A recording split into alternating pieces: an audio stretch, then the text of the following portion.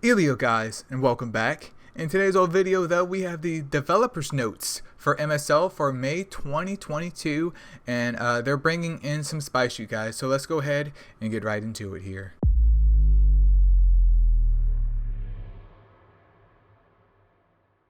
Alright, Mr. Dong Jin Lee, what do you have prepared for the gamers out there? By the way, if you guys haven't subscribed yet, what are you waiting for? Hit that subscribe button so you don't miss out on the latest, greatest, and more from your boy Elio with MSL. There's Infinite Magic Raid. There's all kinds of things happening here. But we are getting new Astromon added here, and it's a 5-star Midsummer Mijo.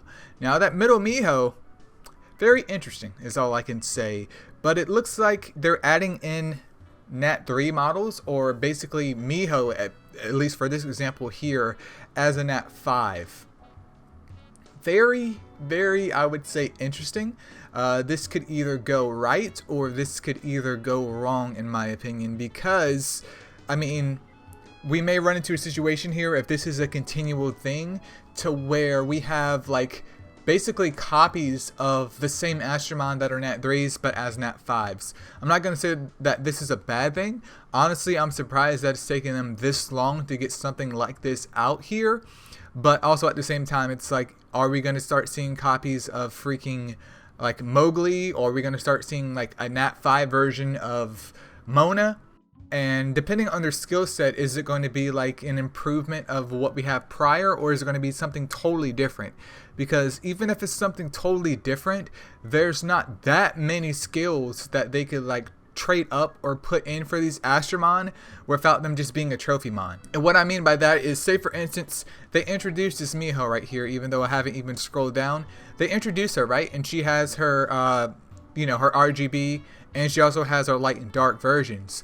Are these versions going to be unique in themselves in terms of their skill kit, or is it simply going to be a great value version of something else? Like, is Dark Mijo going to be a great value version of Dark Gilgamesh or Dark Lupin or something like that?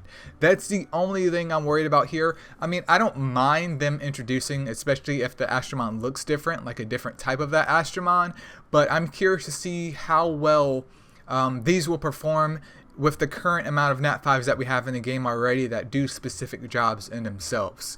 So we'll have to stay tuned for that, but there is a Prima Festival going on here.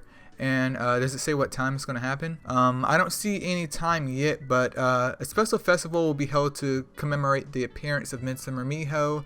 There's also a special festival where I guess we can kind of farm out. I'm assuming we can farm out these flowers and gather up stuff so we can get stuff from there, which I think is fine too. I think this is a welcome addition, because with prior events, we literally just been farming the same damn story stages dudes have been playing on since MSL release. So at least we have a change of scenery, even if it's temporary for this event and they take this and copy and paste it. At least it won't be farming the same story stages like you do normally, and instead farming these stages, which could hurt, getting sigils and stuff like that. But I mean, depending on what points you can get in here, it's always going to be a system of, okay, I can run this X amount of times, especially with the ×4 speed, get it out the way and go back to the story without having to just oh, there's an event going on in MSL, let me go over here to Aurora Plateau and just let the game run. And it looks like one Midsummer Mijo, the water version, is guaranteed as a reward for completing the event stage as well. So we do get one of the Mijos for free, and once again, she is limited, it seems. I'm sure that her like Prima Festival will kind of like cycle around here, but at least for now she is going to be limited. Darkanon's coming back as well. Hopefully I can get a a light Darkanon with a freaking square slot, because he's come around a couple of times, and I think on both the Casualty account and my main account he's never gotten a square slot. He doesn't need a square slot, but if mine doesn't have a square slot, I'm just not going to build him, or I'll build him to Evo 3 and just release him. But if he has a square slot, I'll just keep him, because I'll be satisfied with that. Not saying that I'm going to use him. I do believe I use him on the Casualty account in terms of like clan versus clan, but just from a collection standpoint, which, even though I've said that, that pretty much guarantees that I'm not going to get one for square slot. And no, I'm not going to waste a slot changer on freaking Darkanon. He's just going to sit there, but that's just for me. But anyways, yeah, that is pretty much all that we have to take away from here. So there's going to be a Midsummer Mijo special event here. There's also her Prima Festival coming up. I don't know when. I'm assuming hopefully within the next update or so. And stay tuned, because I'll definitely review this baby girl and see if she is a welcome addition to the Nat 5 family, or literally just a great value knockoff version of other Astramon that you already own and that are already built.